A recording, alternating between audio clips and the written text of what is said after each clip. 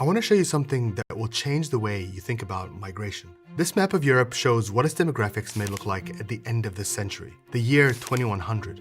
The red symbolizes a decrease in population. The gray shows an increase in population. The redder a country is, the more its population is expected to shrink. If current trends hold, this is where much of the continent is headed. Now look at this map. This is what Europe's population would look like without immigrants. The deeper the red, the sharper the drop in population. Point is, Europe is getting older, and its birth rates are dropping fast. As a result, its economy is cracking, its workforce disappearing. So some governments have done what seems like the obvious solution.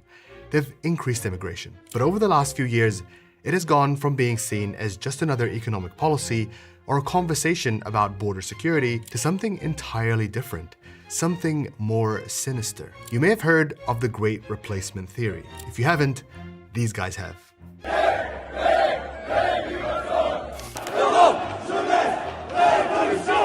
No to radical Islam, no to migrants claiming welfare, no to open borders, no to anything other than mass deportations. These protesters say their governments have conspired against them to flood their cities with people from outside Europe, migrants who will take their jobs, buy their homes, and erase their culture. In other words, they'll replace them. They've opened the borders, they've flooded our nations. We are the start of a counter-revolution. The worse Europe's demographic crisis gets, the worse its economies perform, the angrier these people become, and they're looking for someone to blame. But here's the thing, these anti-immigrant movements aren't completely organic. They're backed by powerful people. And these guys are playing their own game. These tech billionaires have more in common than being against immigration. They share a deeper ideological opposition to liberal democracy itself. They say that institutions like the European Union are destroying Western civilization, but they aren't trying to save European democracy. They say they want to destroy it, and they may be getting their way. I'm Mohammed Hassan, and this is Pinch Point, where politics and geography collide.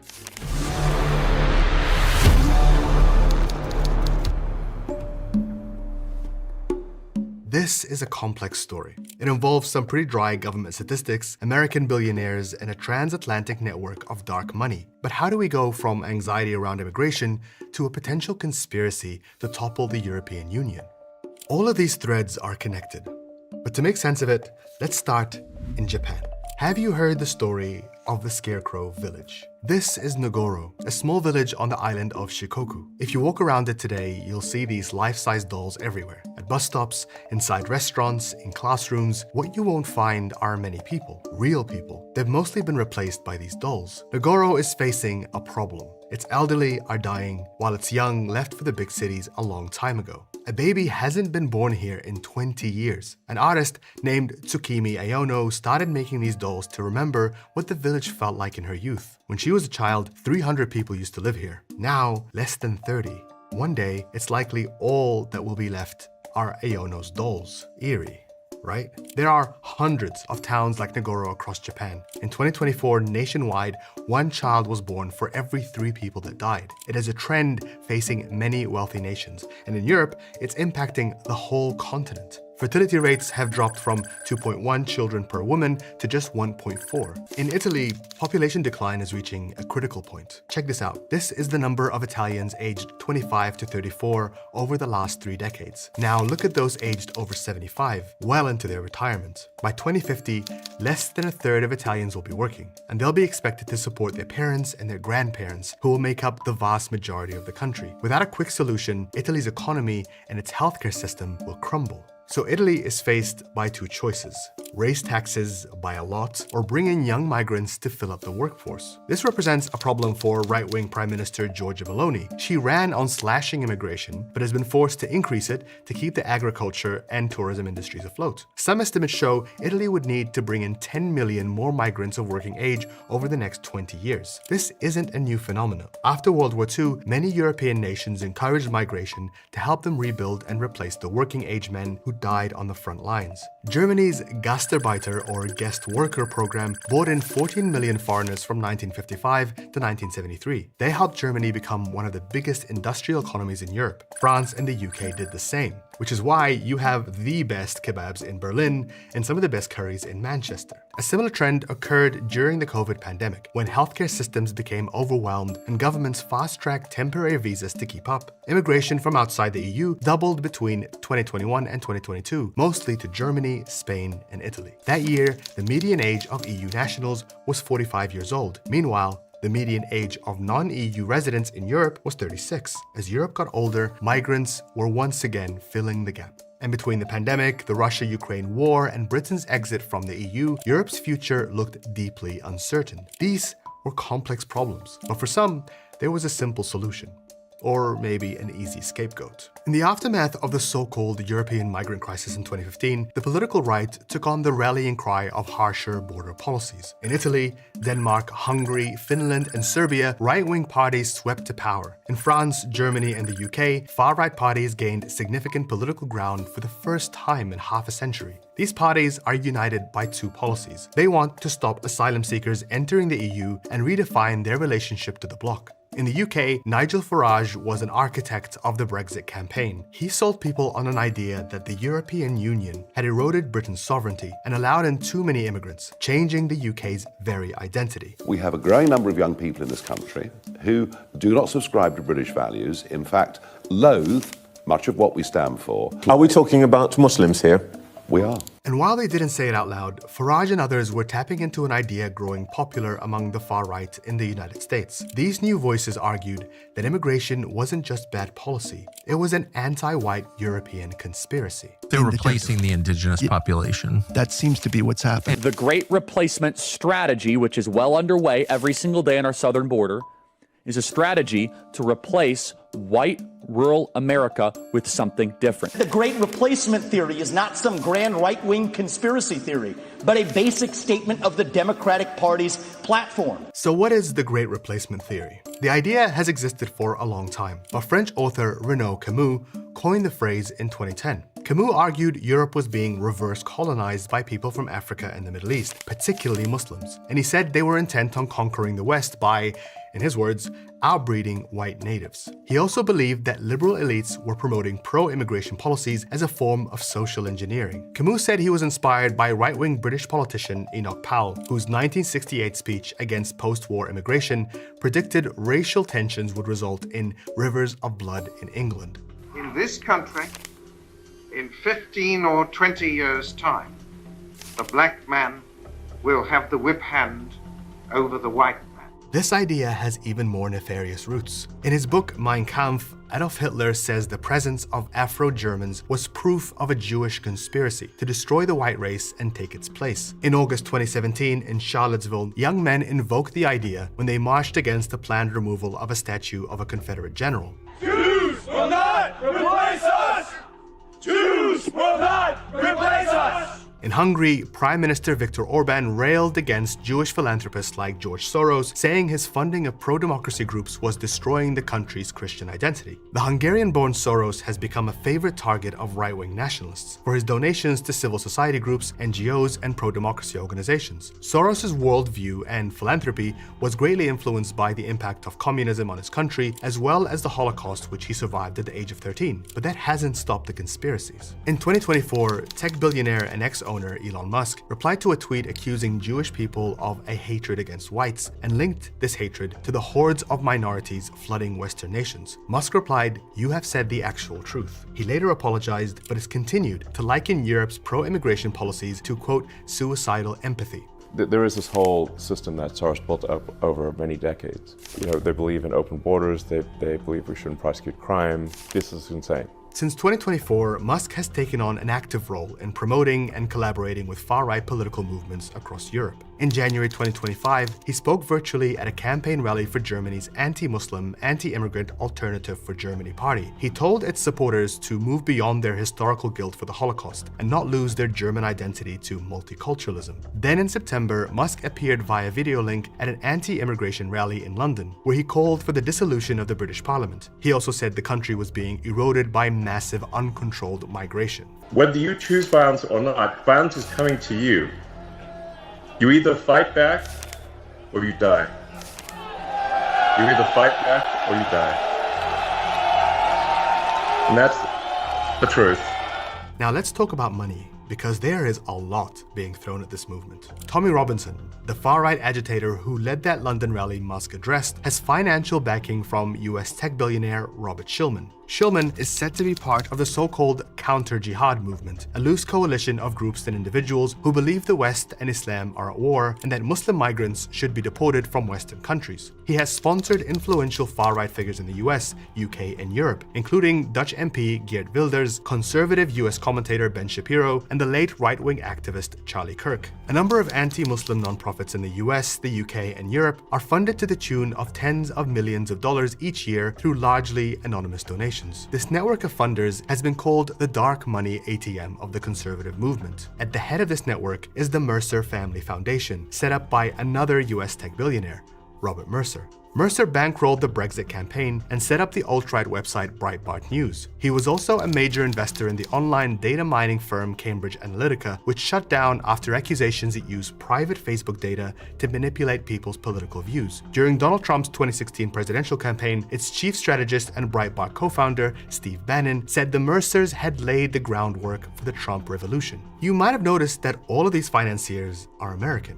Why are they so invested in European politics? Two people articulate these ideas most clearly. The first is Bannon, who since 2016 has been touring Europe building a network of far-right political groups under an organization he calls the Movement. Its members include Eurosceptic parties like the AfD, the National Rally in France, and the Swedish Democrats, who want to replicate Nigel Farage's Brexit model and push for a Frexit, a Swexit, and a Dexit. That's a Deutschland exit. And if that happens, it would be the death knell of the European Union, which is exactly what Bannon wants. The beating heart of the globalist project is in Brussels.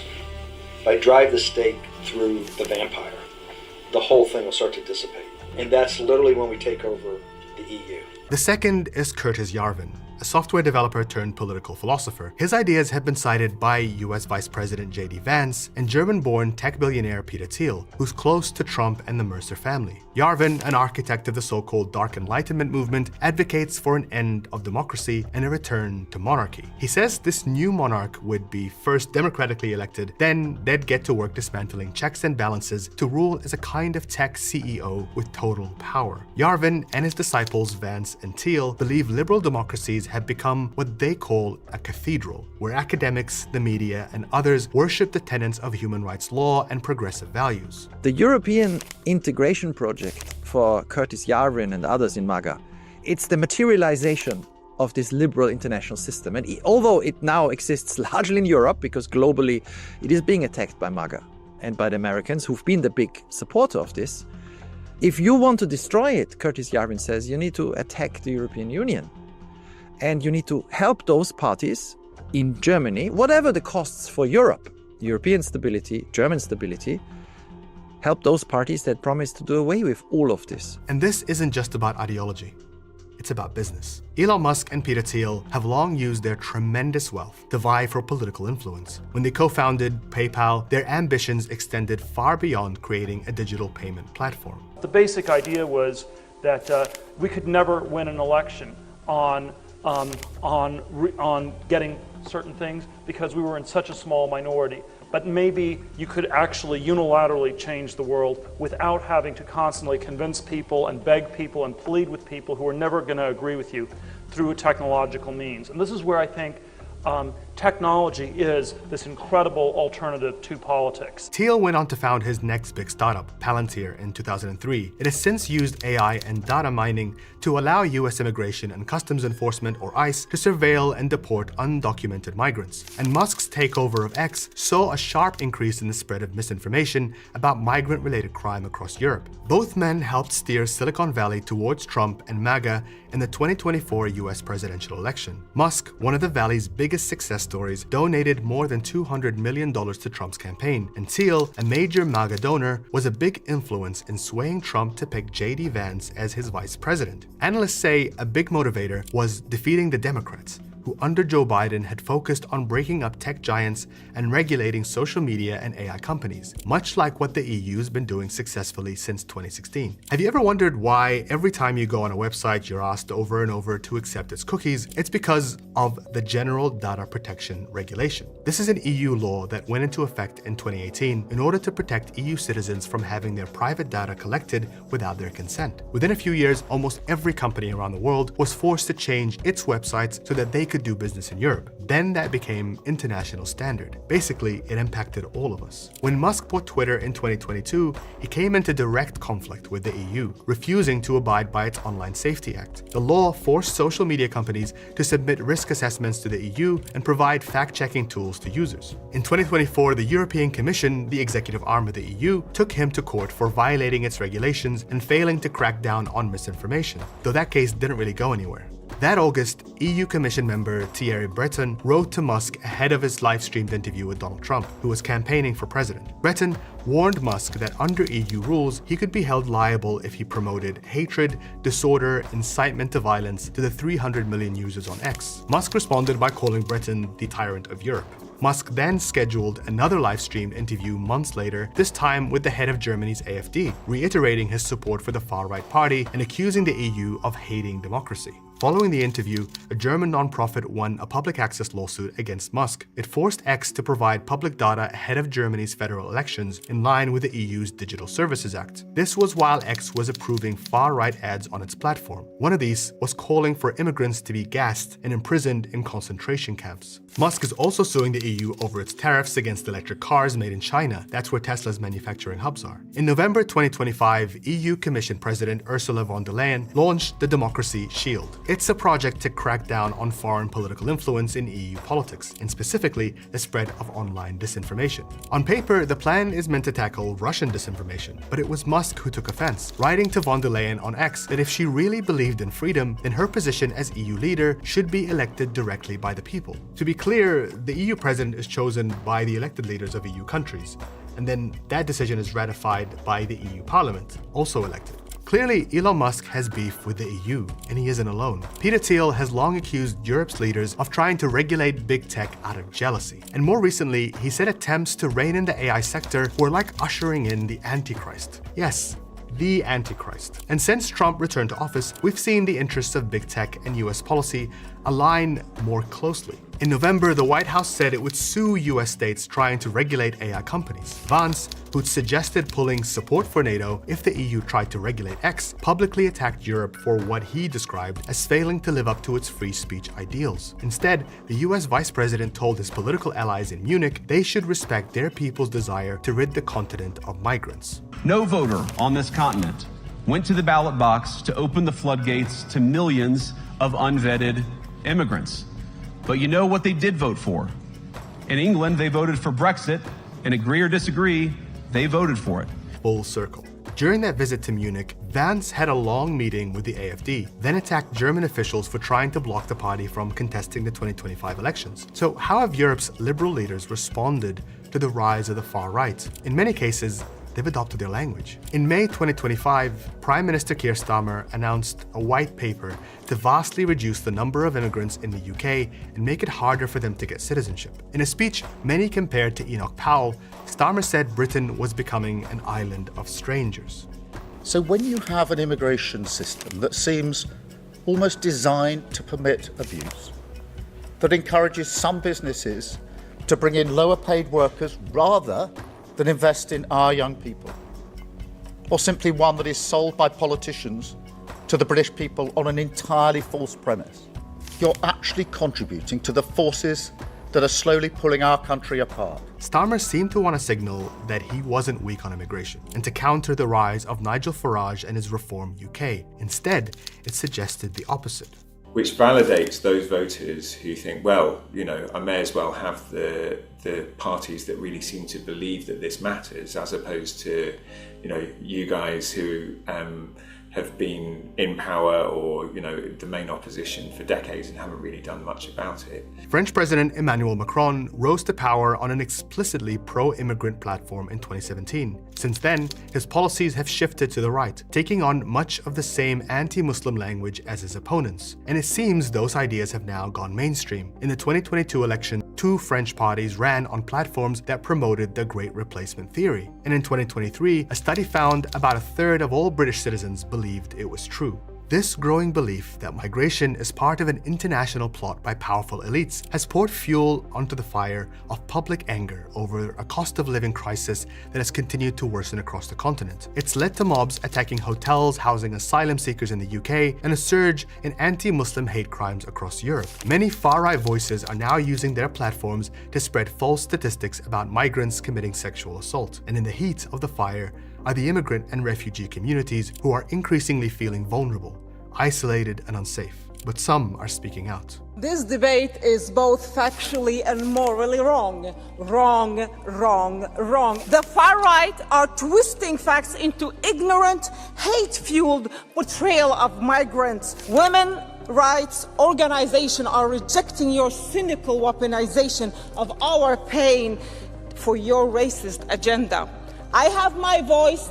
Don't you dare claim to represent it. During Germany's February elections, in which the AfD won 10% of seats in parliament, hospitals took part in a campaign to highlight what their wards would look like without immigrants. It's a powerful visual, not just about the need for essential workers, but about how immigrants contribute to their communities, especially on an aging continent. And that brings us back here, to these 2 maps. These 2 possible paths for Europe's future. On one side, you have the EU and its leaders, who know their economies desperately need immigrants, but who seem to have given up on trying to convince their own people, of selling them a vision of hope for the future, one they can believe in. On the other side, you have the far right, who have allied with some of the richest and most powerful people in the world. Together, they are exploiting the anxieties of ordinary people, fueling their anger and channeling it into a political force intent on bringing down the walls of liberal Europe and everything it stands for. And if their dark vision becomes a reality, what replaces it is anyone's guess.